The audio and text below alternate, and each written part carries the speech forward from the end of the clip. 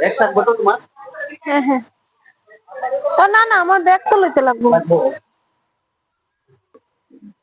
মনের ভিতরে খুবই আনন্দ লাগছিল যে মারে আমি দেখতে যাইরাম, মার দর্শন পাইরাম। আমি ভাগ্যে লাগে যে মারে দর্শন করতে গেলেও ভাগ্য লাগে।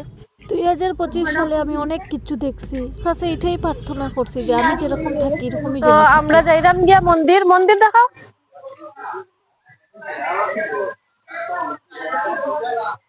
মানে উঠতে উঠতে মারে একটাই কথা কইয়া কইয়া যাইরাম যে 11 বছর সবরে দিস, মানে সবের লিগা দিছি, আমি সবের লিগা থাকছি, এখন নিজের লিগা বাঁচবো। আর হয়তো বা আমি নিজের লিগা বাঁচাটা শিখি লইছি, খুব মন্ডে আমি শক্ত বানানিটা শিখি লইছি, এমনই শক্ত বানাইছি আর পিছন দিকে চাই না ফিরিয়া। আমি বহুত কিচ্ছু ছাড়িয়া আমি 1 বছর থেকে বহুত বহুত আনন্দে আছি, বহুত খুশি আছি।